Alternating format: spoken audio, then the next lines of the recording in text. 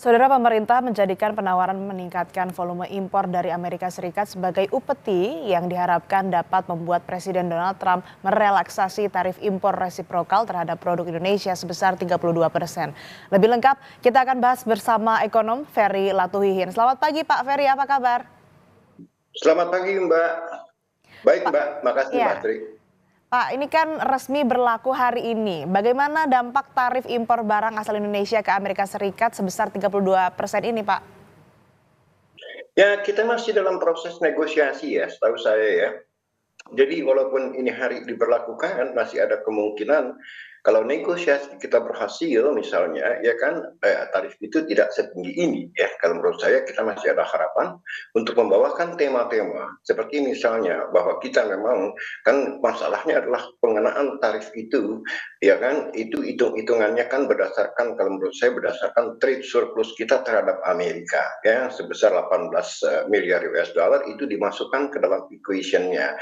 Walaupun formulanya memang sama sekali boleh dibilang ngawur ya, tidak ada dalam ilmu ekonomi seperti yang Ibu Sri Mulyani katakan gitu kan ya. Tapi kalau kita lihat kondisi hari ini memang sebetulnya tetap orang beranggapan bahwa itu untuk sementara masih berlaku ya selama kita belum berhasil menego Trump untuk bicara dan menghasilkan tarif yang jauh lebih rendah atau yang dikatakanlah normal. Nah itu salah satu syarat yang kita mau bawakan, tema yang kita mau bawakan adalah satu, kembali lagi, bahwa barang-barang yang kita ekspor ke Amerika itu bukanlah barang-barang yang menghancurkan ekonomi mereka, ya karena tidak berkompetisi dengan produksi-produksi yang ada di Amerika sana. Misalnya kayak semacam sendal jepit, sepatu, ya kan, bahkan daging, ya kan, ikan, furniture itu sama sekali hampir tidak ada di Amerika atau Amerika tidak membuat sendiri. Jadi alangkah anehnya kalau ini dikenakan tarif segitu tingginya, padahal ini juga untuk kepentingan konsumen Amerika itu sendiri dan ekonomi Amerika itu sendiri. Nah yang kedua, kalau dikatakan bahwa kita mengenakan tarif yang sangat tinggi, yang hitung-hitungannya Trump adalah 64%, maka dibagi dua aja 32%, itu pun masih negotiable. Ya, misalnya kalau memang kita ada mengenakan tarif kepabeanan atau biaya masuk, ya kan kita bisa katakan kita akan bikin nol, ya kan ya. Itu masih mungkin gitu loh. Nah, selebihnya masalah TKDN dan non tarif barier yang lainnya kita bisa benahin. Jadi ini belum final ya, jadi masih berproses. Dan yang kedua, dampaknya pun terhadap real ekonomi tidak instan ya, tidak langsung kita rasakan ya, itu berproses ya kan. Mungkin 1 bulan, 2 bulan, 3 bulan baru kita merasakan dampaknya. Sementara dalam tenggang waktu 1 bulan, 2 bulan, 3 bulan itu kita masih punya room, masih punya space untuk menego Trump, kembali lagi meyakinkan Trump bahwa kita tidak competing dengan Amerika. Yang competing itu udah jelaslah Cina ya. Makanya kan tema utama dasarnya dulu adalah Cina US trade war, ya kan, perang dagang Cina US. Nah bahwa kita akhirnya kecipratan juga, saya rasa kita juga nggak boleh terlalu panik karena kita tidak terlalu diperhitungkan oleh Amerika. Karena kita tidak bersaing dengan Amerika. Kalau Cina kan memang udah bersaing sama Amerika ya, bahkan pada level yang tertinggi yaitu information technology, semiconductor, AI dan segalanya. Jadi kalau memang Trump mau perang dagang beneran, itu perang menghadapi Cina, bukan menghadapi Indonesia. Itu poin saya, Mbak. Lalu ini kan Pak, kalau dikatakan barang-barang Indonesia ini tidak terlalu berdampak terhadap Amerika Serikat, lalu bagaimana Anda melihat atau membaca peluang dari negosiasi yang dilakukan saat ini? Ya saya kira begini, ya, Trump tadi sebetulnya cuma melihat trade surplus kita terhadap Amerika ya. Jadi itu aja yang harus kita coba memang minimizing, misalnya seperti di dalam quick notes yang kemarin saya dapatkan, salah satunya adalah impor minyak dari Amerika ya untuk meminimalisir trade surplus kita terhadap Amerika, dan itu masih possible ya kan ya. Mungkin barang-barang lain juga ya kan kita akan impor dari Amerika dan masih possible dengan tarif masuk nol ya kan ya. Jadi masih banyak space untuk menego Trump bahwa kita memang benar-benar mau kooperatif ya kan, kita tidak melakukan retaliasi tapi kita memang mau berkooperasi dengan Amerika sehingga seharusnya space itu masih bisa menghasilkan goal yang kita harapkan. Artinya langkah negosiasi yang dipilih pemerintah ini Anda nilai apakah tepat dilakukan untuk bisa kemudian menurunkan atau merelaksasi tarif yang ditentukan Trump sebesar 32% terhadap Indonesia? Ya, saya yakin banget itu Itu satunya.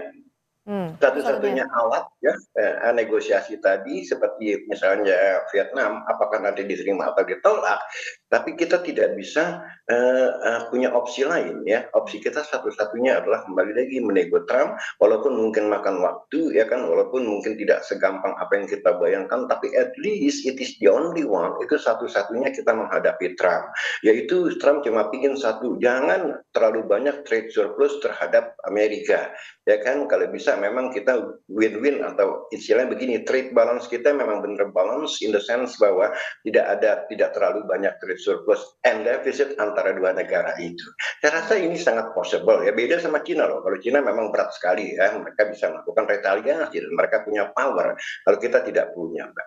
Baik, penegasan saja Pak Ferry, artinya Anda menilai ada optimisme ya dari perang dagang yang dicanangkan oleh Trump ke Indonesia? Ya, saya masih optimis. Saya optimis dalam arti begini, semua tergantung daripada kualitas negosiator kita menghadapi Trump ya. Itu juga penting ya, bagaimana narasi-narasi yang harus kita bawakan kepada Trump sehingga meyakinkan Trump bahwa kita sangat serius mengikuti kemauan. Hmm. Nih kita beralih ke bursa domestik Pak Ferry. Kemarin hari pertama pembukaan market setelah libur Lebaran yang cukup panjang ya, market ini langsung kena trading halt. Bahkan di 9,12%.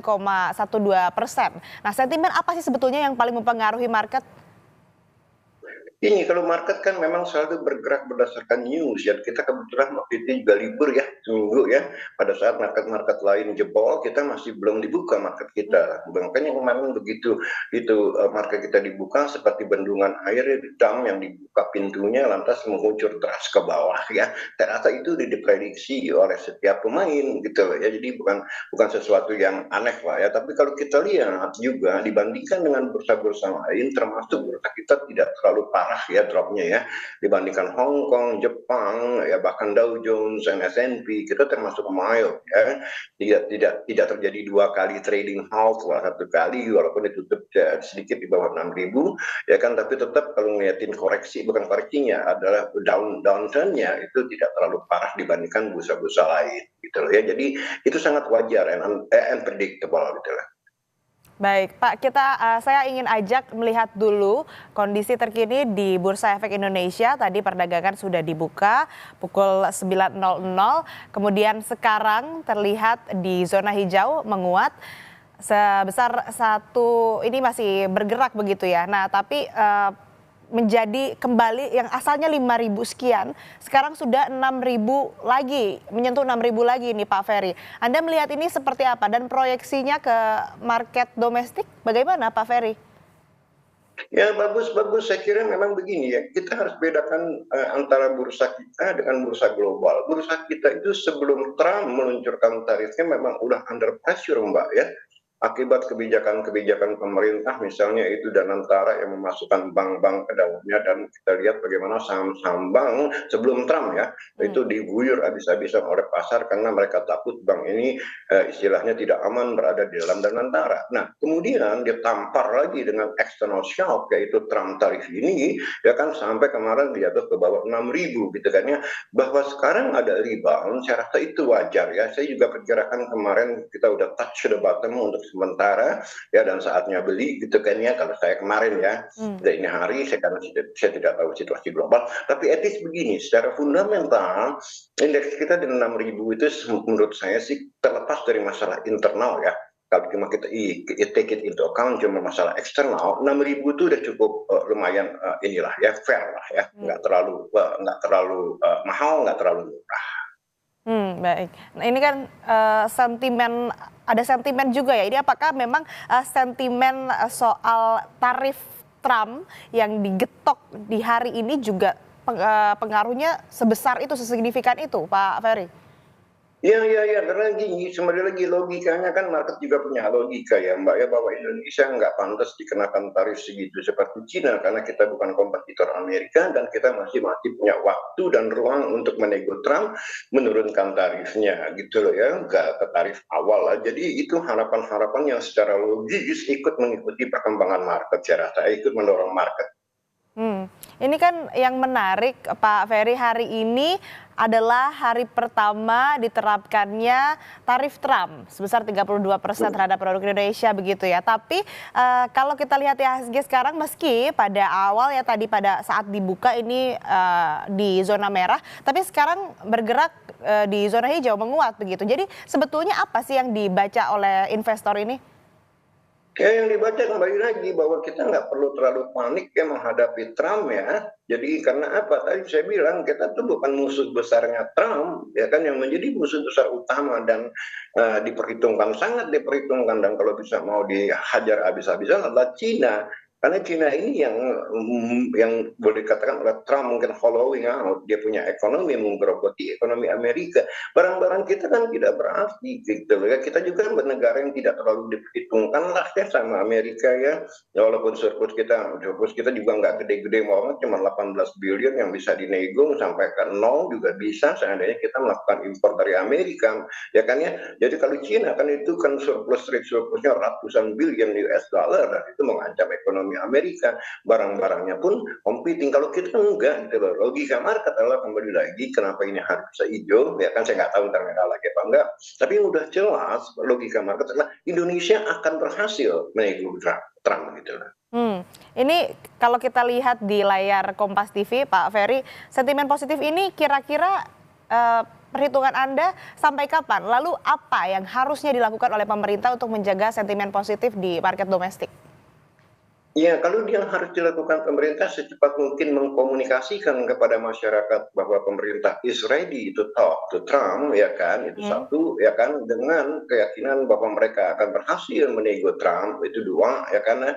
Nah, yang ketiga adalah kembali kalau market itu sendiri, saya tidak tahu apakah ini hari hijau, sekarang hijau, ntar merah, tidak tahu, tapi yang jelas hijau paginya ini udah memberikan satu indikasi bahwa market tidak terlalu panik lagi seperti kemarin begitu buka langsung nyemplung 9% kan begitu Mbak ya. Hmm, Artinya memang tarif yang digetok Trump mulai berlaku hari ini sebesar 32%, tentu dampaknya cukup signifikan. Tapi langkah negosiasi yang dilakukan pemerintah disebutkan oleh Pak Ferry tadi ini menjadi salah satu cara yang bisa dilakukan yang bisa kemudian meredam begitu ya gejolak yang ada di publik dan juga dampak-dampaknya, efek dominonya terutama juga tadi pada pasar saham. Terima kasih Pak Ferry Latuhihin, ekonom yang telah bergabung bersama kami di Kompas Bisnis. Saya selalu Pak Ferry. Terima kasih Mbak, thank you very much.